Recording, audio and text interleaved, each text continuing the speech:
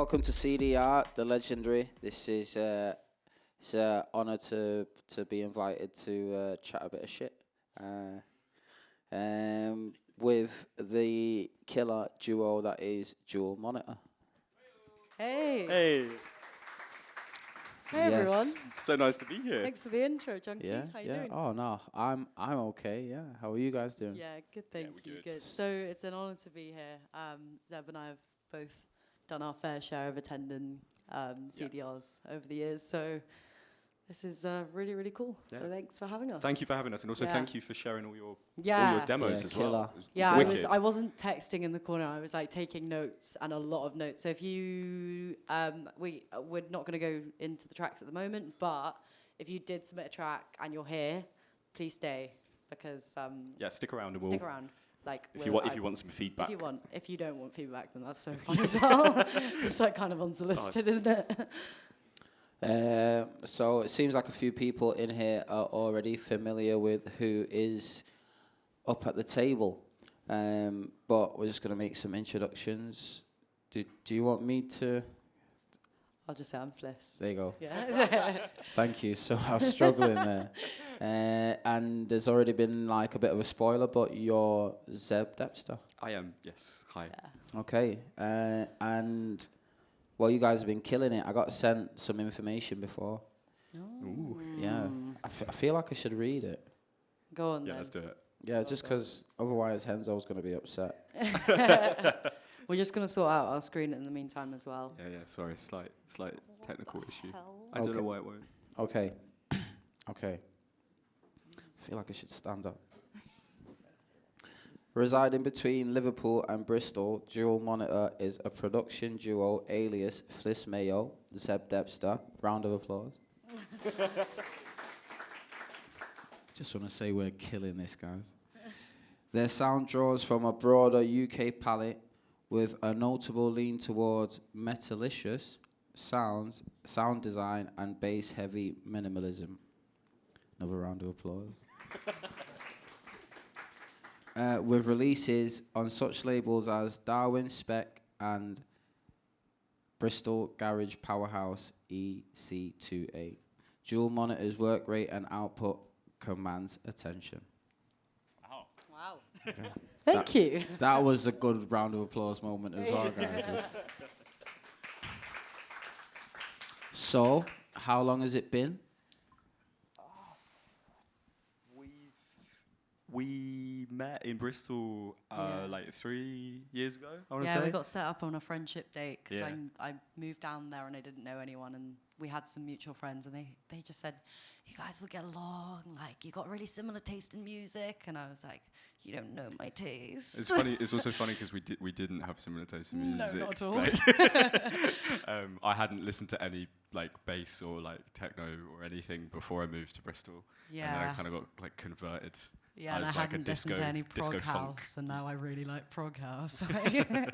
But yeah, we basically Zeb was like getting into music and production, and I was getting into music production throughout like lockdown, a little bit, around lockdown, and we just decided to get in the studio, and we just really like working together. It was like we just had this really good dynamic of bouncing ideas off each other. We weren't precious about things. We just wanted to like make anything that came to mind. It didn't have to be like strictly one genre. No, not at all. Yeah. I think it also kind of felt a little bit like doing like a back-to-back DJ set in that Yeah. like you're throwing each other these like weird curveballs, which sometimes don't sound good and sometimes do sound good. Yeah, exactly. But it's just so much more fun. I've been producing on my own a little bit before, and I just like working with you was just such a nice refresh into like creating. I mean, I've learnt so much from you, so like Oh. it's worked out. It's worked off. Thank you. It's worked nicely, hasn't it? Yeah. It's been a flourishing partnership. Yeah, I think. Yeah, definitely. That was And a we good- are also friends as well. Yeah, you know. It's not just professional. Then. Yeah. No, so what I mean, you said so you guys have made a lot of different things, not just one genre or one tempo. I suppose that infers as Yeah. well. What do you think is the wildest thing you guys have made together? That's not like, maybe you've played it out, maybe you haven't played it out. But what's the wild? Is there's like one tune that's like, yo, that project, you know you know what I mean? That's a good question. So I think like for in terms of our releases, probably the most wacky one we've done is Switch It. I'd say. Agreed. Yeah. Which is a very kind of genre hops quite a lot, and Yeah. and then we've also got one which we haven't released called 6/8 Testament, which Yeah. you really like, and I don't like it, but it's in 6/8 and it sounds weird. Yeah. But yeah, those two, I think experimenting with like different stuff. It's quite easy to get stuck into a loop of doing similar stuff. I've had that recently, like just using the same kind of style and same drum palette, and then when we work together, we'll kind of come up with something a little bit more wacky, or we'll like put the BPM up to like 170 or 60. Yeah. Yeah, I think we've got a project that's in the works called UK at the moment, and that is a really, really weird one. Like it's very like loose in the way that it's produced, but it's in its early days, and it's a bit of a nightmare to sort out at the moment. Yeah, but it's a mess, but yeah. it's it's the kind of heart of the soul, heart and soul of the track is like a radio interview which you found, which is amazing. And there's parts of the track where it will just be the person speaking in the radio interview with like nothing else, and then the drums will come in. But like it's gonna be, I reckon it'll probably take like a year to actually get sounding okay. So we're not going to show that today.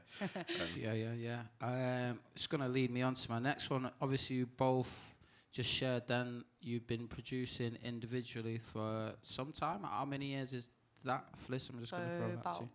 4 years, 4 probably 5 years, yeah. Okay. And how did you get into music production? Did we just sat there and thought, you know what, fuck it, I'm doing it? Honestly, exactly that. Like I've been dancing for longer than I can remember, and I just was like, you know what, why not experiment with my own sounds, and why not just see what like comes to mind, what's instinctive to me. And I just wanted to try it out, and I think Ableton were doing that like lockdown deal, and I was like, you know what, this is the time I'm gonna crack. So what would you say? I mean, I think what you just said there is pretty important about following your instinct. You know what I'm saying? So what would you say some of the biggest hurdles have been on your personal journey? On my personal journey, there's probably been like general sound design. I think it's a hard nut to crack.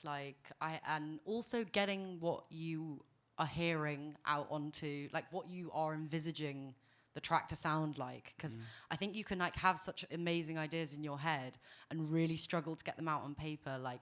And I think that was something that I really, really struggled with.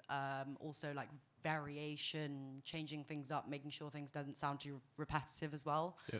And I was really struggling with that at the beginning. It's still like a learning curve. I still feel like I've got so much to learn. Yeah. There's always like, Ableton is crazy. Like whatever you use, FL Studio, Logic, or whatever Florentino uses, which that's, oh God, man, that guy. And I feel like there's so much you can do in there, and you're just like limited by your knowledge, basically. So it's all about learning for me. But yeah, sound design, and this is where, you know, the Zeb has like a really, really good handle on general, like how to fit things in really nicely. So yeah. So how do you, I mean, like you said, you know, it never stops, you keep learning, but how do you feel like, at which point do you feel like you crack both those eggs, do you know what I mean? Like sound design, when do you feel like you're like, yo, I've got this now? I think it's like listening it in different mediums, like headphones, listening to it on a car speaker, listening to it on a big rig, listening it to like on a Bluetooth speaker, and hearing like that kind of general balance throughout it. Yeah. And you're not like, oof, that's really standing out to me. Especially when it comes to sound design, I think. And doing a car test, I think, is so important. And I think that's when you know, like, okay, I've got something that sounds good, and I'm also not bored of it as well. Like, I can listen to it again. Yeah. And then you were also saying about, I guess it would be arrangement, wouldn't it? You know, like the variations. And when do you feel like you got a handle on that bit, and how? So I think with variation is it's funny. I think is if you, I think of it as like if I am in a club listening to this track, and I especially like I make club tracks, and I wish I could make other more beautiful stuff, but if I am dancing to it, and sometimes I literally just like turn the speakers up and I try and dance to the whole track, and if I get to a point when I'm like, oh, like there's something like a little bit wrong here, or that could do with something, then it like snaps my brain when I'm like, okay, yeah, if I were a dancer and I was listening to this, I'd be like, that needs something different, or I need to change that up, or I need to bring something out completely. Yeah. I need to work on automation a little bit better, give something some variety, some variation, and I think that is the best way is to think of it in this mindset of a dancer, especially if you make club music. Like, would you dance to it? Yeah. Yeah. All right, I'm going to throw the same questions to you. I mean, how long have you been producing? I think I started 2 years before I met you. I was trying to make like pretty house music, and like it was all really, really bad. And then I kind of the biggest thing for me, like to learn, has been arrangement, because I have no music theory training at all, and like knowing when things are supposed to shift and change, when is a good time for a breakdown. Looping back to what you said, like thinking about it in the context of like, where in a club does this like, would you feel like you'd want to have that break in that space? Yeah. So I've done, I think about 6 years of production. 6 years. And would you say, like you just said then about arrangement, is there any other hurdles that have come up? Because it's all about building to a breaking point where you're like, right, I'm ready to show somebody now. Yeah. Do you know what I'm saying? So I'm trying to figure out. I think I was quite lucky in the scene because when I was in Bristol, I was making music, and it was like very, very supportive. Okay. And like I played a track at a CDR session with Bruce, and like you realise the first time you hear it on a big club system, you're like, wow, I have so much like work to do on this. But for me, apart from arrangement, is just like not making the same track 400 times, not making the same loop over and over and over again. And I think the biggest thing has been feeling confident enough in the music you're making to take some risks and put some weird stuff in there. Yeah. And I think that just comes with like time and practice. I think now the main element I still struggle with is just like bass design. Can't crack the bass nut. Like, You can. and it's just hard. It's really like wubs and weird stuff. But yeah. Yeah. So, I mean, something you've just highlighted there is like community's pretty important, isn't it? And just like leaning on that a little bit. I mean, I'm not putting words in your mouth. No, not at all. Artistry. Thank you. I just have to be careful sometimes. But then, so you find yourselves on this friendship date that's been made. You decide to become a duo. So in the collaboration space, what are some of the hurdles you've both found? It's not too prying of a question. No, not at all. That's a great question. That's a really good I don't question. want you to be like, oh, I just fucking hate this about it. We'll end up in an argument. So we like listen to a lot of genres of music in general. So if we hear something that just sounds like a little bit different, we kind of lean into it. Sometimes we're like, yeah, let's just see where that goes. And other times it is quite funny how we both kind of will let's say we add a new element in, and we both look at each other like, no. But it seems to be quite like mutual in some way. We've never had any like massive disagreements. Just apart from the log drums. No more log drums. I think the main hurdle for us has just literally been geography. Because like we lived together in Bristol for like a sweet year and a half, and we were able to make music in my little home studio set up. And then Fliss moved back to Liverpool, and since then most of the stuff we've made collaboratively is over Zoom, and we only got a pro account last week, so we get kicked off our Zoom call after 30 minutes, and that's like that could be the 30th minute is the time where you finally cracked it. You got something really vibing, and then Zoom just goes. Yeah, it's like, oh, I'm just gonna add that. and then I forget what I'm gonna add, or vice versa as well. So it's been geography. So, what kind of things have you found to navigate that problem? Being more like structured when we're gonna try and meet up and have studio sessions. And how's that? Are you both pretty disciplined people? I think so, yeah. Yeah, but I think I find it quite hard to. I think inspiration is a really interesting. I have like a very interesting relationship with it. I don't know what sets me off, but sometimes, and I can be so tired, and I can get some inspiration, and then I'll work really effectively with Zeb. And other times I'm just like, bro, I've got nothing today, like nothing, and it's really hard because when we're like scheduled these time together, we want to make the most out of it. Yeah, I think we've become better recently at zoning, like dialing into our productivity when we're together, because we know the time's precious, because we might only have like one day in the studio. I think using something like Zoom to produce doesn't lend itself naturally to like a smooth creative flow. There's so much latency, and But it's it's helped us as well with like it's I don't know maybe doing it in a really hard way has helped us when we've actually done it in person. And we've been like, whoa, this is so much easier. So we've kind of like learnt it the hard way. It's like learning to mix on like a CDJ that was made in like 2002. Like, is the hardness then makes you better at it, I guess. Yeah, exactly. Yeah. So, what advice would you? I mean, because you guys are like a power duo, you know. But like, but it is collaboration. So, what advice would you give? Because it seems like your communication's like 10-10. But what advice would you give to anybody else that's looking to collaborate or start a power duo of their own? Like, what would you? I'd say don't let your real, don't tunnel vision. Don't get, kind of remove your ego out of it and just go with the flow sometimes, because it can really produce, something that turns out to be great. Because you can't really tell where a track's going just by a 16-bar, 32-bar loop.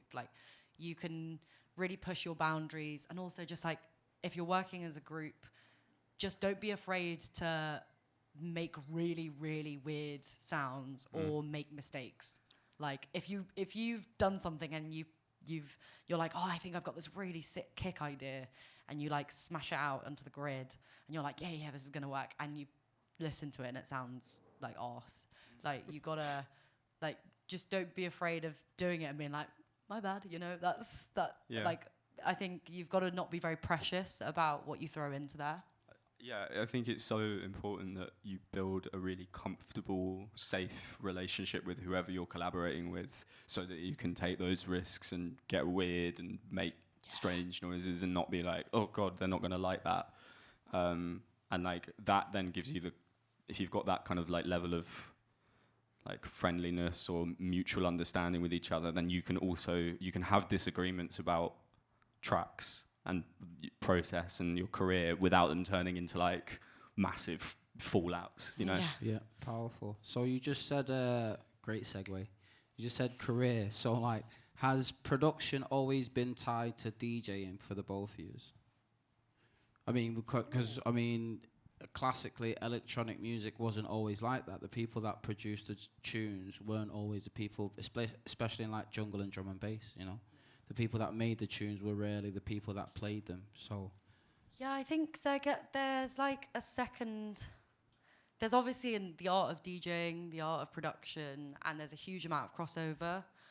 There's also live sets where people get to experiment their own sounds with the whole live thing.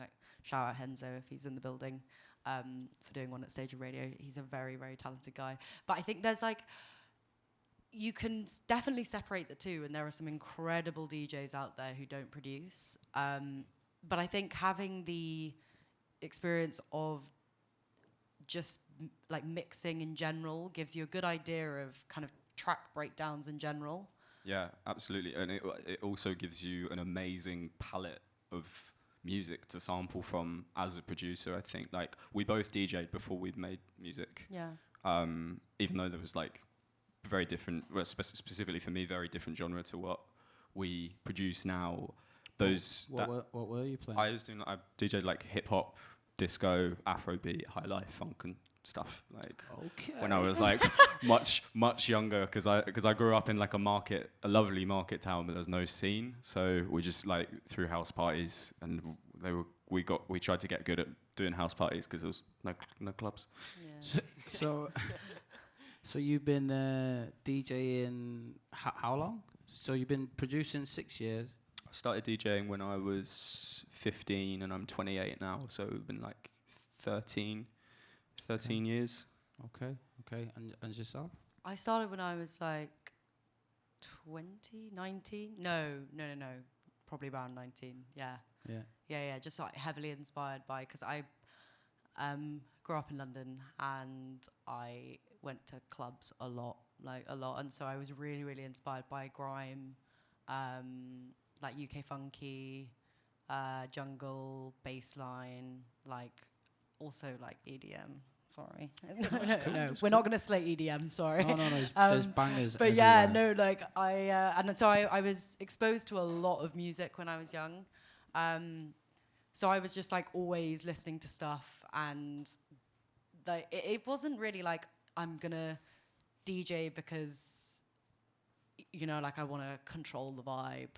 It was more like I just have so many tracks in my head that I just want to throw out onto a palette, and it's just taken me here. So, and I'm 27 now, so Okay. yeah. So was that similar to Zeb? Was that like a house party scene that you started flexing out on, or did you walk? Because some people do start DJing and walk out to a massive crowd, isn't it? Yeah. It started with house parties and actually radio. Like radio is one of my favorite things. Like I'm listening to Rinse since I was like really, really young. Yeah. And I think that was like the main thing for me, as I wanted to just like, and in my early days when I didn't know how to mix, I had a residency where I literally just played stuff, talked about it for a bit, brought it down, put the next track in, and it could be different vibes and stuff. But and at that time I was just about to like start collecting records and stuff, so I didn't even know how to mix vinyl. I'm still not very good now, but I at least can give it a good shot. But like I would literally just buy vinyl, whack it on the turntable, and then talk about it. So for me, radio was the most important thing. I think it's a great place to build community, great place to meet like other producers, other DJs. You just learn so much, and the exposure of what you listen to just increases like tenfold. Yeah, especially, I mean, if you've got a residency, you're constantly having to dig for new music all the time, and it keeps you on your toes. Yeah, definitely. Like every evening, basically, I'm listening to new music, and that can be just completely different to the stuff that I want to make, or completely different from the stuff I want to DJ. But it just keeps me so inspired, I think. Like, and also going to see like live music as well. Just watch how someone plays the drums. Like, I'm not a drummer. Mm-hmm. I can like hit the drums a little bit, but like watching someone have that kind of like free flow rhythm, or like watching a bassist or something like that, like it really inspires you to maybe like play slightly off the grid, or like or like do something that sounds more live than just like strict programming, even though there's nothing wrong with strict programming as well. But yeah, that was my that's. So I mean, so is that something you would suggest to electronic music producers, to go and be around more live music? Because things can get pretty tribalistic, isn't it? People like what they like, they stay in their little pockets. But is that something you would? Yeah, definitely. I mean, I know that people have their own tastes, and there are people that I know that have their own strict tastes, and they're really good at what they do. And so like sometimes it's a case of don't mess with something if it's working well. But other times I think it's just like, don't be afraid to step outside your comfort zone. Try things. Yeah. And both of you seem to have experience on radio, but is that something Dual Monitor would be doing, like a radio show?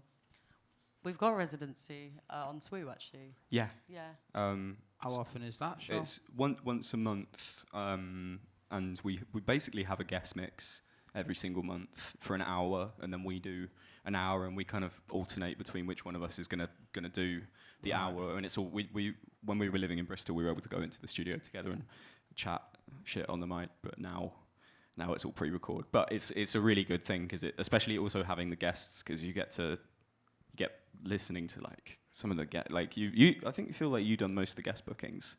I love booking guests. You're good at it. I love it.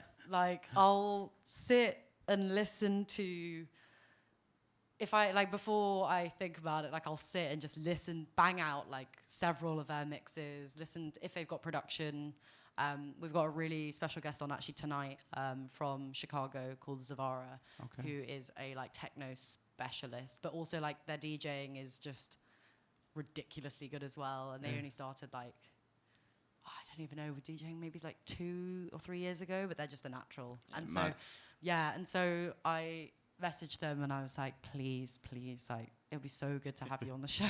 So it's kind of like reaching out as well, speaking to other people. Don't be afraid to just jump in people's DMs as well. Yeah, I think I was just going to kind of tie that into the label side of sending music as well. Like, one of the things that we were so lucky about when we were doing like the initial early dual monitor tracks is that Fliss is so good at like reaching out to people and sending messages and DMing people and yapping at people. Absolutely shameless, but she's like, it's very genuine. And for me, when I was making music on my own, I was so scared to send it to anyone. I was like, no one can hear this ever. And then as soon as I met Fliss, she was like, I can show that to people. They might like it. Like, I think ties into this, what we were talking about before, about just not being too precious about it. Like, I think you'd be surprised at how supportive people are when you send them stuff, even if it's not necessarily right for the label. And again, also, there are things that don't need to be sent as well. Like, I think it's the beauty of production in general. Like, not everything needs to be shared, and it's an entirely personal journey for you. Like, you can just have 100 tracks that you just have never showed anyone, but you just want to get a little bit better, or you just want to try something different. But that can be entirely personal to you, the way you approach it. Like, if you're going for the big labels, then don't be afraid to jump in DMs, send people emails, and like meet people in clubs as well. Like, that's basically where I've met most of my like really close friends, has been in the club. Or if you just want to keep it personal, then that's so fine as well. I think that's the great thing about music, is it's just entirely dependent on what you want from it. Yeah, absolutely. So, I mean, it's always good to talk about the victories, but then I think it's good to talk about some of the mucky stuff as well. So, you know, when you are like sliding in people's DMs with your music, or whatever conversation you're bringing to that DM, what's the biggest knockback you've had? You know what I mean? What's the biggest, you know, like someone been on there like, don't message me. Do you know what I mean? What's one of them? What's the biggest one of them? I think, and also how do you navigate that? How do you cope with, you know what I'm saying, when you receive that? Like, how do you get back on the horse, you know? I think if you send music to, like, I'll use sending to a label as an example, and they, you know, hopefully they're not going to like trash you, but like if they do, you got to remember that's one, maybe two people's opinion on your work. I also think it's a red flag as well. Try and not do that. Yeah, if someone's going to be horrible to you over just because you've sent them a tune, they probably don't want to release with them anyway. But yes, don't force it, you know. I think like it's important to remember, as you were saying. Oh, my voice is breaking. I'm 28 years old. My voice is still breaking. It's mad. As you were saying, now I've lost my train of thought. What were you saying? I think we have luckily not had many setbacks, because what we do is we have it's just that good, isn't it, guys? It's just that good. Let's just say it now. We have a little bit of a different technique. Instead of sending stuff out, we do clips that we've released, and those who want it, you know, you ask, you get, and we have a really supportive circle around us. Yeah. So that has been a really good strategy for us, and it's worked out nicely because we're not always cold calling. Yeah. And what we have really struggled with, is sometimes if you're thinking of a label in mind, this is what we struggled with. When you're like, oh, I really, really want to release on, you know, and you try and make a track that's for that label. Yeah. And you can really get stuck, I think, and it becomes a bit of a vicious cycle because you're like, oh, maybe I'm just not good enough to release on that, or like, what is wrong with my style? But there's nothing wrong with it, you know. I think just try not to be too like label focused. Try not to like hone in too much. Yeah, that's some solid advice right there. I mean, you guys have got the file open, ready to show, I think, some of your process, because I think there'll be people that definitely want to see that a lot more than hear me asking questions. But I would like to ask a few more questions once you guys have, you know, demonstrated the demonstration. Yeah, absolutely. Absolutely. Yeah? All right, sweet. Can we get into it? Can we just get a round of applause for Dual Monitor, please? Thank you. Okay, so this is one of our much more recent projects, unreleased at the moment, hopefully coming out on a cool label at some point, maybe towards the end of the year. So I'll just I also want to preface this by saying this looks quite organized, and that is because we had a CDR today. So we're quite chaotic with our organization until we get to the point where we're mixing, and then things get organized. But I would say the chaos can sometimes create nice, unique stuff as well. So. Yeah, I've got mic. Thanks though. Yeah, so you can basically start off with, I don't know, like the session mode, and there is oh my God, what's this called? Arrangement. Thank you. I always start off in arrangement because you can basically create that loop in the arrangement mode as well, and dragging things from session to arrangement, I think, is quite like a. It's long. It's just a second way of doing things, but again, you can create really nice loops. This one is nice. It's just like really nicely arranged, and basically the main theme, I think, in this track is playing with echo, and like really focusing on dropouts and things that whip it back into shape, and also filling spaces with sounds that you wouldn't necessarily expect. Yeah. Glitches, some basses stretched out. There's a lot of time stretching and walking. A lot of times. That's a fun trick that you can do is to, if you have a sample, just click on random points in that sample. So yeah, kind of like click on the yellow dots and stretch them and just see what it sounds like. Yeah. Keep stretching them, double time it, keep reverse it, you know, freeze and flatten it, play around with the transients. Switch the mode as well. Yep. Like all these different warping modes here come with different cute little quirks. And you can create some really, really weird stuff with it. I was just going back to what you were saying about the dropouts. Something that we do quite a lot with dual monitor stuff is we'll have like, so you've got this like nice big loop of stuff here. We'll literally just drag up and then delete whatever is there, so that there's a gap of silence, and then we'll fill that with something completely random. And it tends to be quite effective because it creates a break in the tension, and then the tension is then resolved when everything comes back in again. So yeah. I was just going to, I didn't want to interrupt, but I'm listening, and there's a lot you guys are saying, but can we get some examples of maybe that audio stretch thing, or just any? Yeah, sure. Let's try on Glitchbox. I don't know if you want to play the whole thing, or just sections, or... I'll tell you what, let's play it for a bit, and then maybe we'll jump ahead, and then we can go into some like stretching stuff and weird stuff. Also, careful of the volume if it gets too loud. I'm just going to put it... Right. Okay.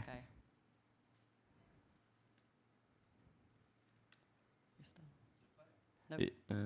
it's outputting.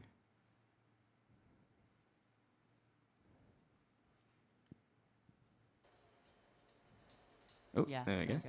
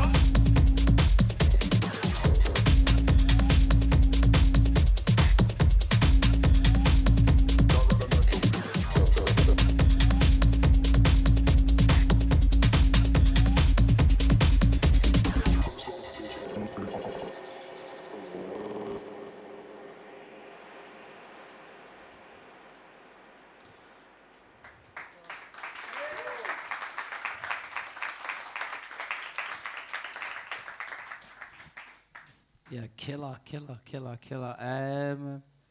Just have we got that other Jerry Springer mic out there? Have we? There we go. I'm just going to stick it out there whilst we've just listened to the tune and whilst we just looked at the project file. Does anybody want to ask any questions about what you've heard just now? It's not time to be shy. This is Check it. 1, 2. What's the vocal? Which one? The kind of the dance hally one, Yeah. the 1, 2, 3 police one, or the kind of glitchy vocal? The glitchy one kind of sounds like Busta Rhymes. No, I think that is the. It's from an interview with Cutty Ranks, I want to say. No, Tenorfly and Top Cat freestyle on 1Extra, and so something we do quite a lot is if you see the state of that sample, that's like an hour-long radio interview, and you can just grab little bits from it and chuck them in, and then we've kind of messed around with the phrasing of it a little bit. So I think it alternates between Tenorfly and Top Cat on a few of the sections, and then in terms of processing, it's literally just EQ'd and compressed a little bit. And then the other kind of vocally one is this is from another radio show from Dub Physics and Strategy. Also, that's insane, and it's being run through an infiltrator, some full range spatial, hybrid reverb, Solo it. a little altar boy.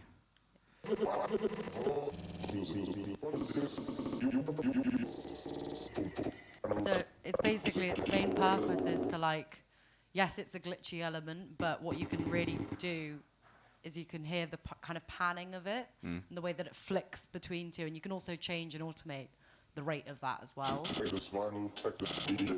But you could also have elements, so we have elements that sound way clearer, so it sounds a lot more human, and then you completely strip it away and turn it into kind of like a glitch, basically. Yeah, the infiltrator's being turned off and on in the areas where you want it to be sort of more glitchy. It's on, and then it turns off for a second and then goes back.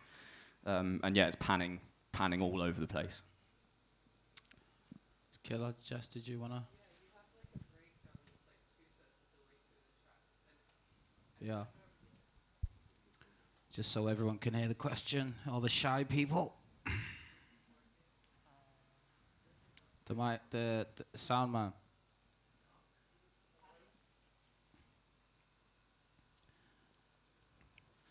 Seriously, guys, don't be shy whilst we got this scheduled Hello. break. Okay. Yeah, there's a breakdown like 2/3 of the way through the track. Just wanted to know how you managed to get that to sound like it was sort of spiraling out without becoming muddy, and if that involves side chaining, how does that work? Is it this one? Or it might be this one.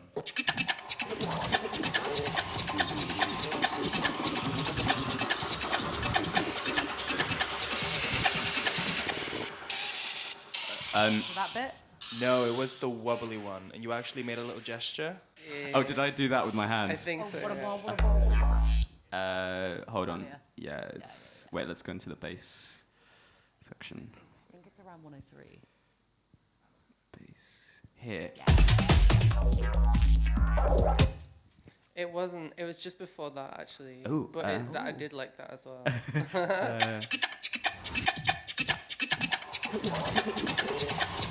Was it around there where it's kind of going like... I'd have to listen to the whole Okay. track again, but all of yeah. it is good.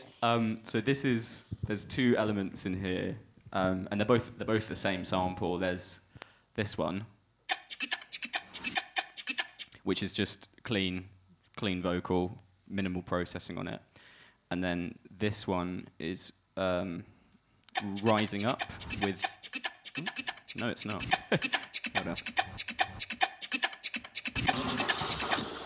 So I just need to find which one's got the processing on it. Oh, it is this one.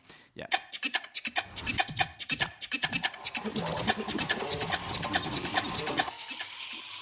So you can hear that kind of like... It will carry on after the... because of the infiltrator. That is on here. riser, 4 bars metallic, and then I think there's some automation going on down here. But basically, the way that we've made that sort of hopefully not sound too chaotic, even though it is that the only elements that you're hearing in that breakdown are like mid-high frequencies. There's nothing low really. Like everything's been EQ'd out, and that you can fill a lot of stuff in high frequencies without it sounding too chaotic. And then there's also got the vocal doing the weird kind of. And that like isn't a conscious decision to stack it at that exact point either. Like you can just literally listen to it, and if you like it, you can roll with it. But sometimes it does need a little bit of changing, where you grab the warp marker and shift it along, because you're like, that sounds a little bit odd. But the power of like an echo or something like an infiltrator is a really good way of kind of like distorting it for yourself. And you're like, no, it just sounds really good in context. So, yeah. Also, I think like in terms of, I think one thing that I found really difficult was resolving drops. So you have like an incredibly large build-up, and then it drops, and it just feels like you lose so much energy. And I think like one of the ways to get around that is just prior to your drums and your percussion and everything coming back in, having like 4 bars worth of either silence or just like an energy drop, so that as a listener you're like, when all the kicks and the drums and stuff come back in, you're rewarded for that, rather than it feeling like it just rises and then peaks, and there's no kind of moment where you're like, oh, what's going to happen now? Then it comes in. I think using space before drops is really, really good technique. So we've got one before like 71, and it's literally just got like this riser, which... like, sorry, not riser, glitch. My God. And then all the echoes that are on before, the echoes are above 100% feedback through a lot of the track. And when the echo in Ableton goes above 100% feedback, it starts to self-oscillate. So it's feeding into itself, and it gets chaotic and chaotic and chaotic more and more. It gets louder. Yeah. Perceived louder. But then when that...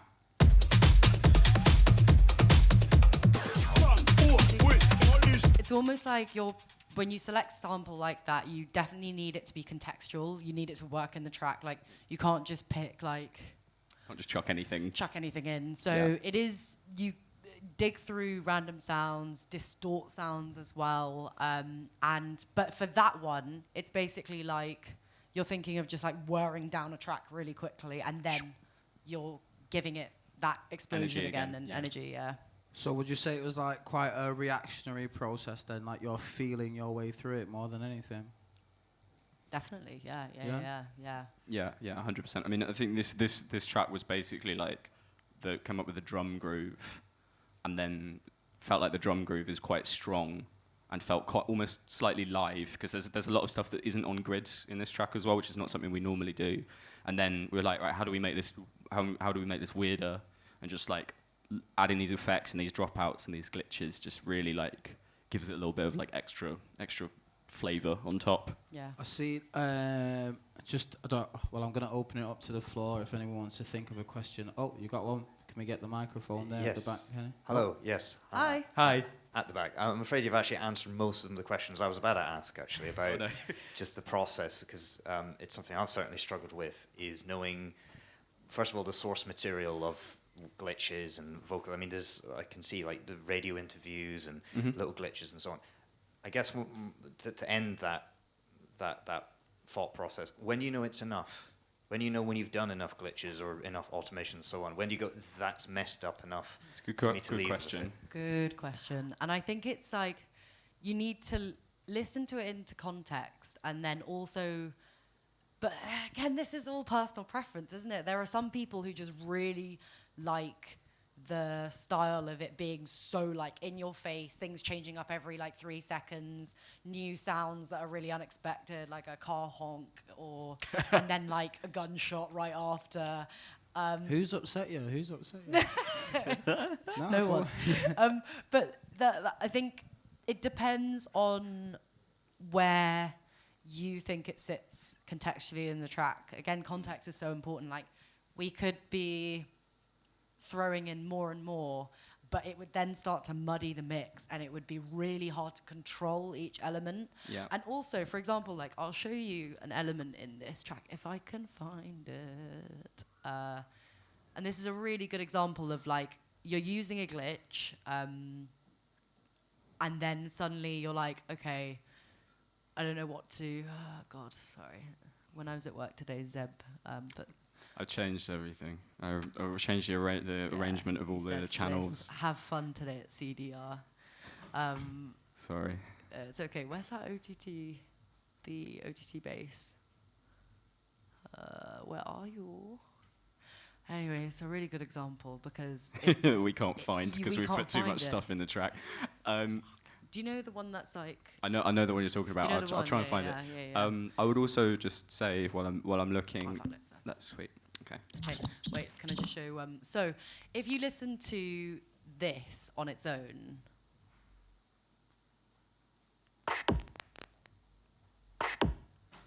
right? So that's like a glitchy Foley sound of style. Now listen to it with the whole track and see if you can hear it, like duh duh, duh duh, like. Very, very subtle. Yeah. Only really can probably pick it up on a big speaker. But what I really liked from this was the fact that, was that bit. And so what you could do is you can stretch it out and then It's completely different. put an OTT on it and it sounds really different. And then suddenly it sits. You can kind of hear it a little. So it's basically. Oh, sorry. There's going to be a lot of. Yeah. I'll say. So it's like. Is it just adding more mud? Is it making your track more complicated or overcomplicating it just for the sake of, like, the fact that you can add a load of glitches? Yeah. I think also rather than just continuously adding more and more stuff just for the sake of adding more and more stuff, go back to the elements that are already in your track and change them linearly over time, so that rather than adding a new channel, you're just going back to, you know, a percussive loop or a vox that you've got earlier on that's already fused into the groove of your track, and then use that sample, make that weird as fuck, and then use that as your glitch. Exactly. You know, or whatever kind of textural thing you want to add, rather than just layering over and over again. I think like this project is 60 channels, which is on the more like complex side for us. But there's someone in the room who gave me some really good advice, which was use the stuff you've got. Where is There he? you are. Yeah, he's looking behind him. Which is a really, really good. And it also means that when you're using those samples, like a glitch sample, and you're resampling it and changing it into something, literally whack any single audio effect you have on it, and it will sound like it's part of the track already. It's not sounding completely out of place. Or don't do that and just literally introduce something so random. Like, it just depends on what genre, what style, whether you like chaos, whether you like tight, whether you like loose or dubby. Like, it's so dependent on what you like, basically. Yeah. And with the process, like just looking at it, there's well, I don't use Ableton, but it looks like there's a lot of, it's quite sample based, like heavy style, like drums as well. Do you use a lot of MIDI or?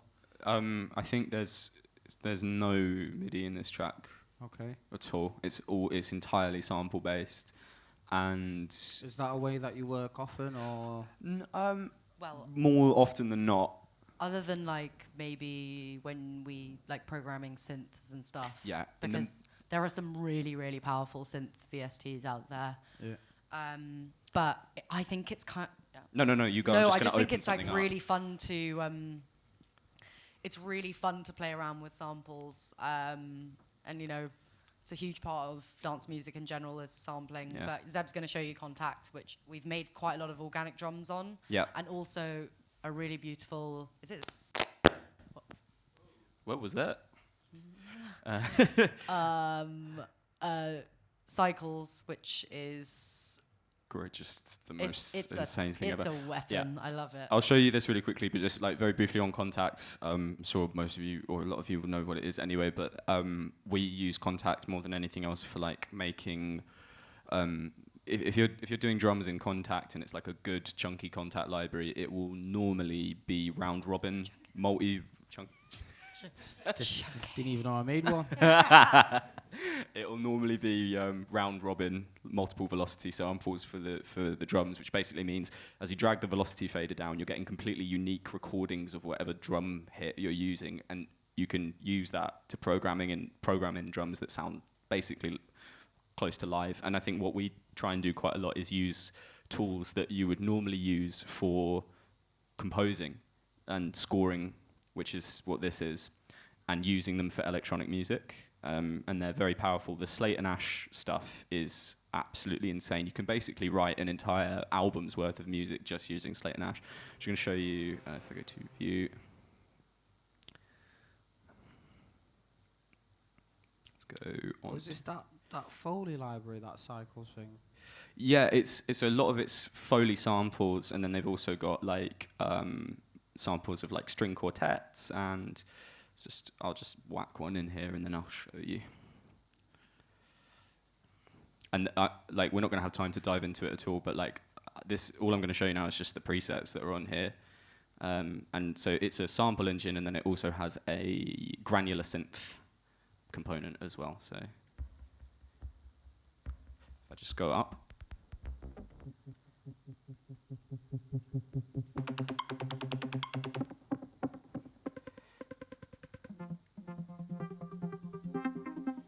So that's quite pretty. And then what you do is you take that, pull that into the granular engine. Let's do.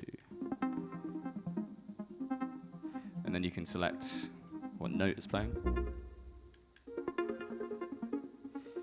The rate as well. Yeah, let's go into something slightly prettier.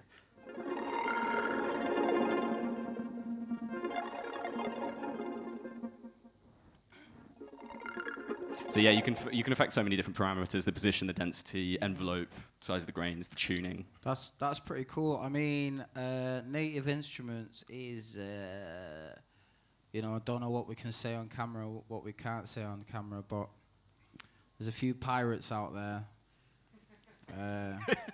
I mean, I know the first time I used Native Instruments, I didn't buy it, is what I'm saying. Yeah. We've definitely bought it. Yeah. Yeah, all right, good. That's good to hear, because piracy funds unscrupulous Of course, things. it's so But bad. what so I bad. mean, have you got anything that you might suggest? If you just had Ableton, because I don't use Ableton, but like just like in the box without having to like Add extra plugins and steal stuff. anything. Well, I'm a big fan of finding free plugins. I think literally typing in free plugins is a really good place to start. There's a lot of like audio processing style stuff, and there's also there's like the TAL stuff. Yeah, that's all good. That's really good. Yeah. There's also some really okay, so there's one person I actually do want to shout out, because I think he's incredible. He's a guy called Ewan Bristow from Bristol. Yeah. This guy, he makes some crazy stuff, and it's kind of like more of a pay what you can sometimes, and it's really cheap, but they're very powerful tools as well. So it's kind of like finding good quality stuff that will start you off in a good place, and then it's about kind of like finding something that matches, that you kind of resonate with a lot, because no doubt when you start, you're like, I want every single plugin in the world, and I have no idea how to use them. And I think Vital is a good one, because I think a lot of people download Vital because it's free, and then they look at it and they're like, don't know how to use this.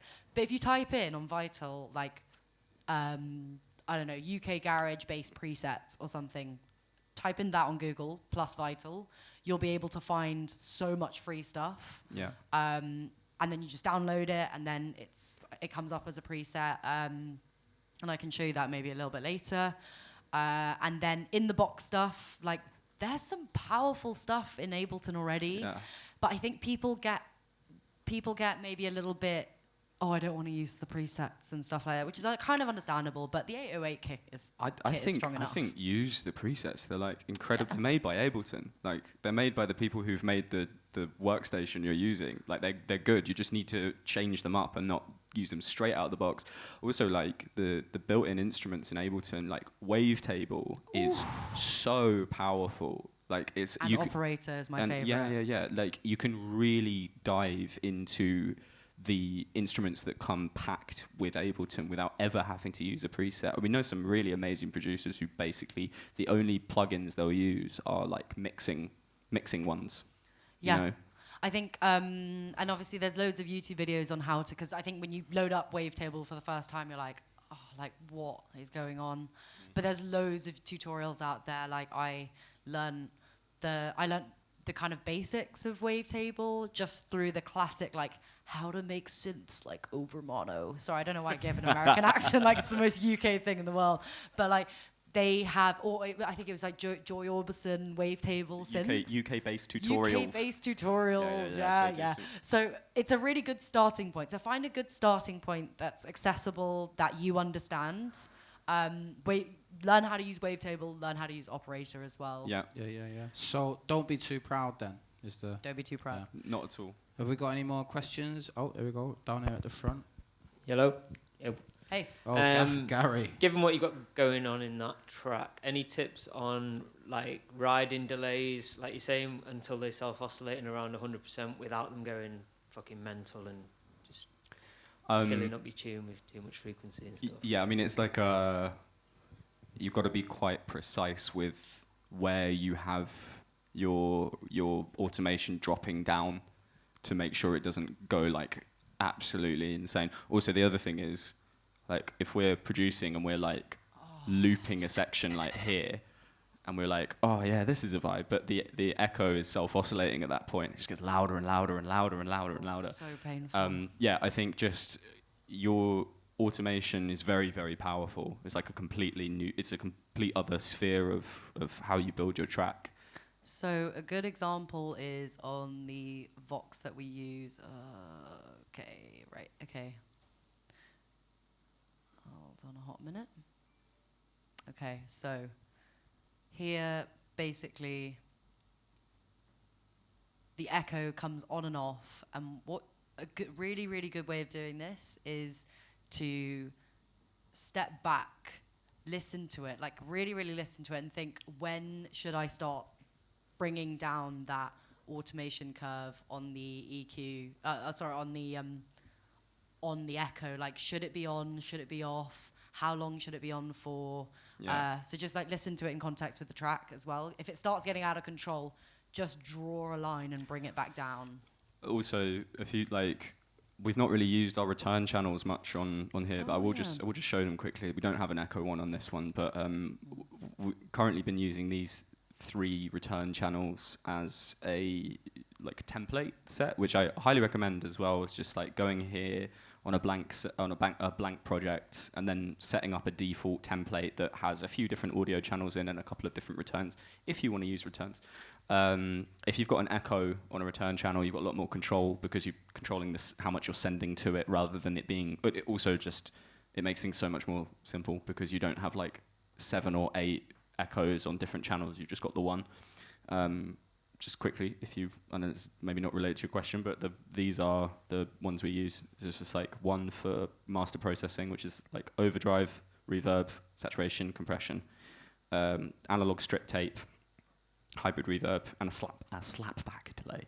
And that's it. We don't like have too many return channels. But yeah, for if you're trying to deal with like using echoes and delays in that way, really recommend using return channels. Yeah. Yeah, you happy, Gary? Oh, thank you. Can we pass the mic down to the front? Just be a good neighbour. Thank you. Hi, guys. Hi, Sam. Hi. What advice would you give to people who might have like paralysis by analysis? So like you're sat on like a load of tracks that you've made, you're pretty confident they're good, you maybe showed them to some people, but you might have doubts of like, have they been mixed down properly? Have they been mastered? What if I send tunes to labels or people and they may not sound as good as people who may have done them professionally? what would you say to people who, assuming there's a few people in this room who've shown tracks tonight, what kind of advice would you give to those people? There's a really interesting case of someone who sent, so they sent it over to quite a big label, Cloudcore, and they didn't mix it, and it sounded like the mix was all over the place, but it was all about what that person heard in the track, and it was such a beautiful track. Sorry, I'm getting a bit of feedback, but it's such an incredible track.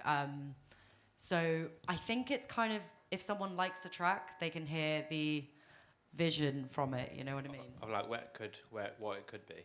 Yeah, exactly. Or like, if you're like genuinely open to feedback and just saying, I would love to know what I could do better from that. Or if you're, I don't know, I think you can think that other people have such high standards that kind of only apply to the top producers, but actually it's not like that, because everyone makes really different music. Yeah. So yeah. Yeah, I also think I think there's never an issue with sending stuff to a label, because even if they don't sign it, or you might get good feedback from them. And also the kind of rejection and the pushback is a key part of your development as a producer as well.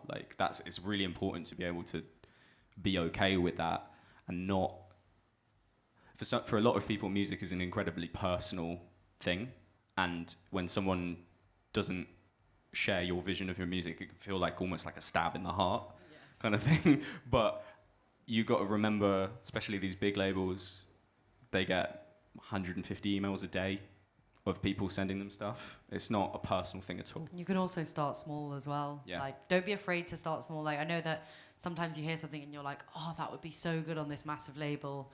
Don't be afraid to start small and build up from what you get. Yeah, you can start your own label, fucker. Yeah, do that.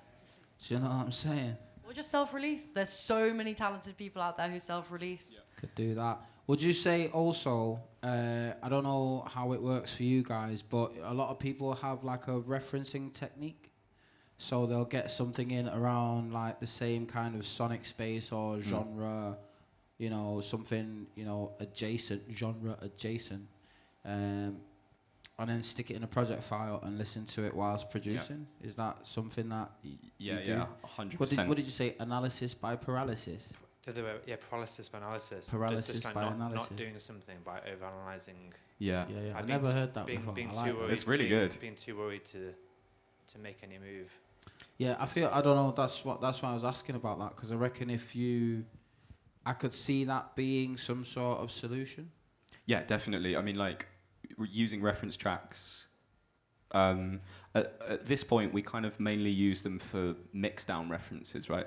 We use it for does this sound right before we send it off as a pre-master? But previously, especially if you're sending stuff in a genre if you're making music in a genre that you're not 100% confident with, having a reference track and listening to it and kind of being okay. Also, track recreation as well. It's quite funny because it always ends up sounding quite terrible, but literally sometimes if I've had a style that I've really wanted to emulate, pulled in a track, and then I'm going to try and recreate this beat for beat, and even though what you come up with will always sound pretty naff, it's a very, very useful tool, because you start to see the decisions that producer's made in the track you're referencing from. You're okay, they drop out here, they have a counter melody here, they have a riser here, the section and the segments are this length and this length, and you can start to see what that is. But I think there's a balance between doing that, but then not also being discouraged by listening to someone else's music that you really love and being if I can't make my music sound exactly like that, I'm not doing a good job, because that's not true at all. Yeah. I've got a quick question. So we were just listening through this project, and my ears were just right, everything's pretty well balanced. And do you have any tips and tricks that you would use for balancing your sound and, kind of making sure, you know, the hi-hat's not too loud or this percussive bit's not too, you know? Yeah, I mean, we've upgraded our general system in terms of what type of headphones we use as well, which is really, really important, because if you're running the Sennheiser HD25s, they bass boost them to help. I mean, it's a DJ thing. And when you play them out, you're like, what is that kick doing? Like, it's so loud, it's so aggressive, or the bass hasn't worked properly. So having a good set of headphones, or if you know that your headphones are going to be biased towards the low end, then just making sure that you're being extra careful on that side. Also, a good tip is just solo things. Bring them in, one by one. And then you'll start to hear, like, if something's a little bit too loud. And it's often the case, like, with the low ends being a bit muddy as well. And Zeb's taught me a lot about, like, compression in general. So yeah, compress that bass and EQ a kick as well. That's really, really important. You want to get rid of the mud from it, so everything sits quite nicely in the mix. One thing that you can do, which is a useful EQ tool, is if you can tighten up the EQ band of whatever you're working with, and you can scan through it, and you can find the elements, the frequencies that are non-desirable frequencies, and then you can reverse it and drop them out. And this track has not been mixed yet, so it's still in that kind of pre-mix phase where we've done some, like, gain staging, but there's not really proper EQ on it yet. So gain staging, how are you using that? I mean, I'm sure everyone out there knows what it is, but how are you? Well, for what we've been doing recently, which is a little bit of a hack, but using groups for everything, and then you can look and you can go, right, okay, like generally you can go into the group and you go, right, these need to come down, this needs to be EQ'd, this needs to be staged like that, like having certain things at -6, certain things at -12, and make sure the relative volumes of stuff are good. And then you've also got this macro level control of, like, okay, I feel like just generally in this track the kicks come too loud, so I've got all these kicks grouped together. I drop my kicks down to -6, or I could say, like, the vox needs to come up a little bit so I can give my group a little bit of a boost, and that just gives you it's a little bit less stressful when you get to the mix down phase, because you've got stuff in groups, you know where it is. And then we don't do this, but I know Jen Yush does. She'll split everything up into high, mid, low frequencies into groups, so she'll know what channels have high, what channels have mid, what channels have low, and then she can EQ that as well. I think that's really good Clever way. idea. It's quite. I think it's an advanced way of doing it as well, because you've got to really know what the low, mids, and highs are. We don't do that, but it's a good. But from a beginner perspective, I think a good place to start is literally solo one channel, solo the next, and listen to how they all fit. And if they sound muddy, or if they sound kind of like a bit like I can't hear those other elements anymore, just take them down. Or you can start everything at 0 and bring it up. Minus infinity, is that what it is? Yeah, and then bring it back up to 0. Yeah. And just work in that way instead. So.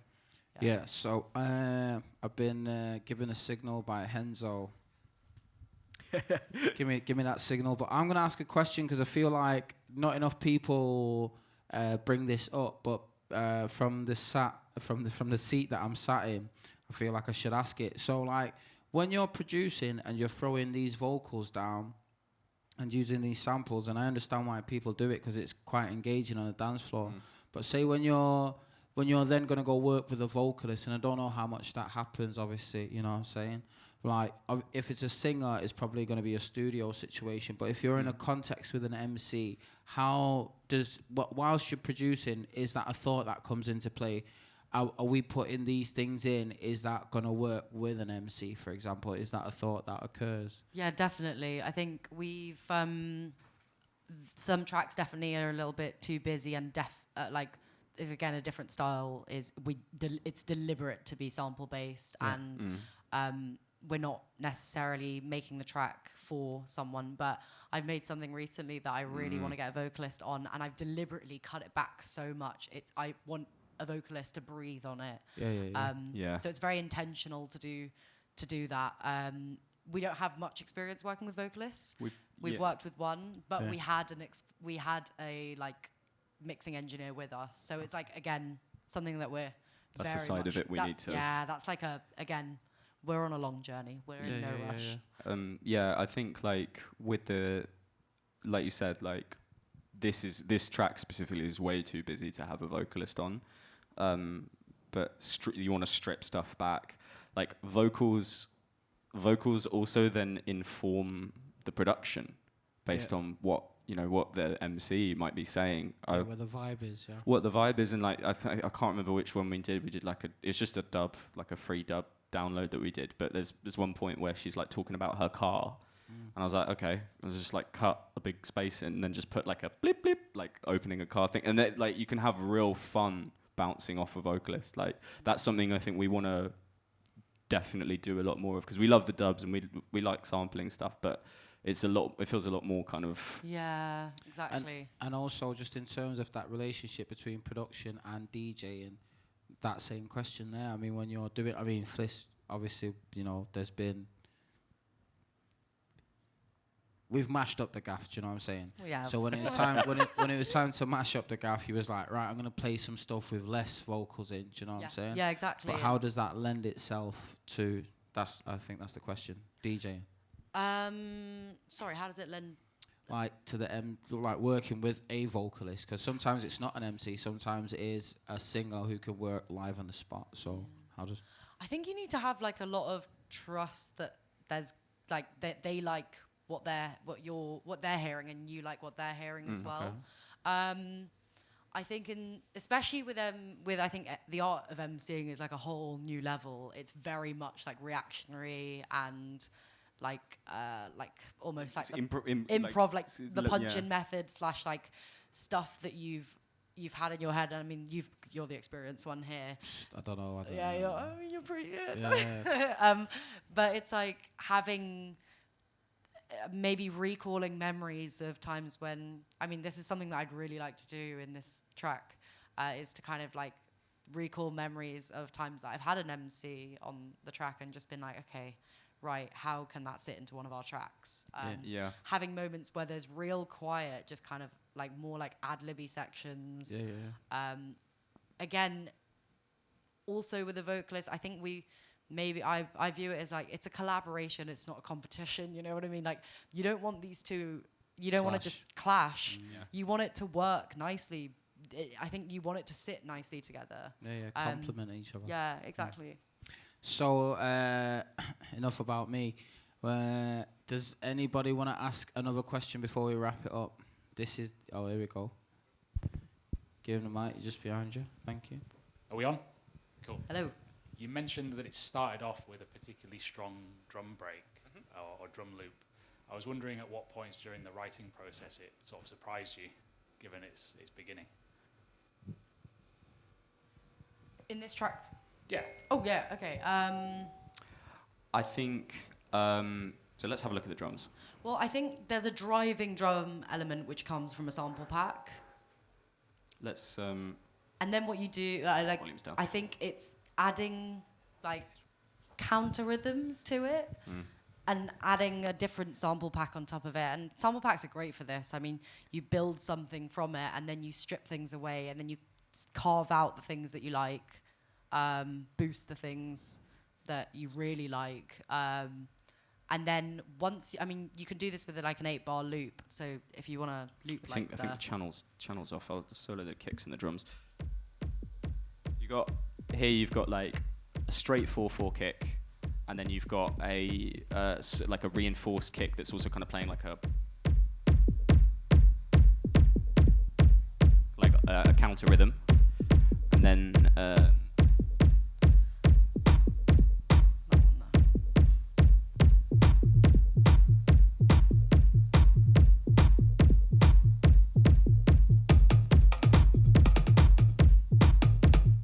So right there, you've got the interplay between that kind of like deep, thuddy tom, and then these like snappy snares that are kind of going like, and they're just playing off each other.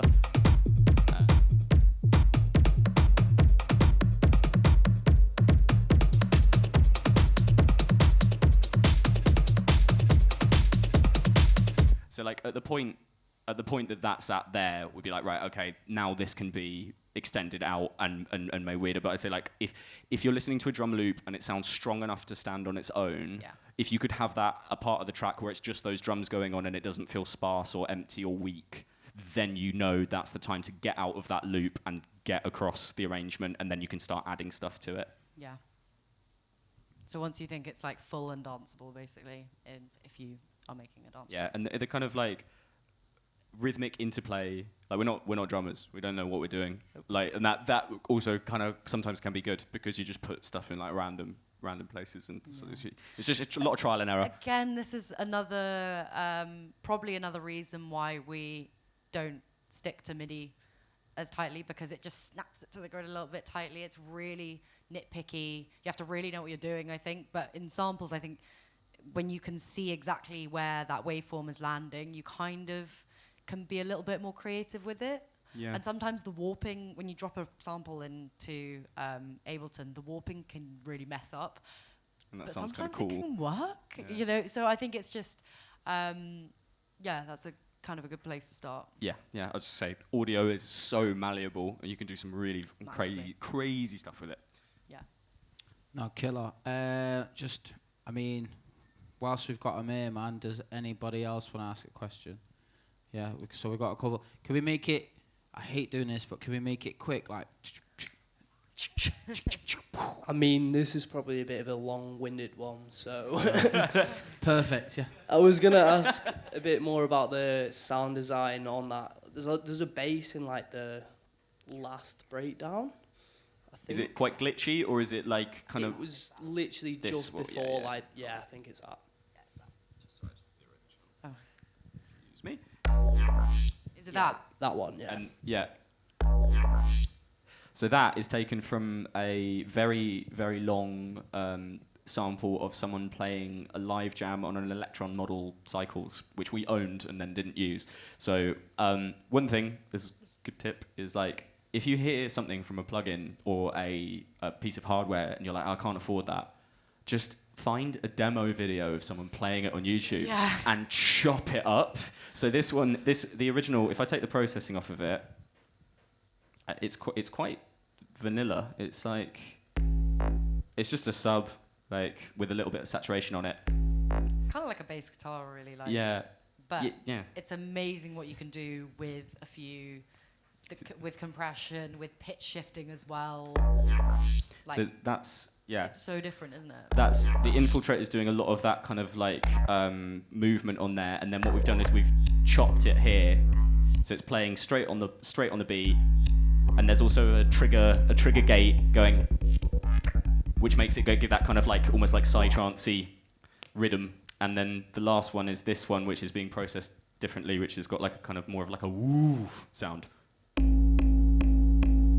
So it's all the same bass sample, but like I said, audio. And again, like using that EQ, like that resonant peak around like, don't even know what number That's that bad is. mixing practice, but it sounds cool.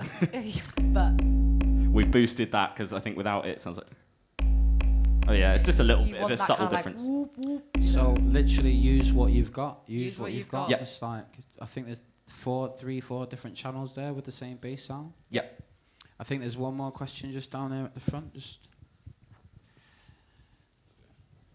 I was just wondering, like, I know you guys were saying when you're making tracks, it can be bad to think about if it's for a specific label. But if you're trying to make an EP, do you make tracks for an EP, or do you just make whatever you want and then select the ones out of the ones you have that fit well? Oh man, I wish I had a clear answer to that. That definitely wasn't me. That's mad.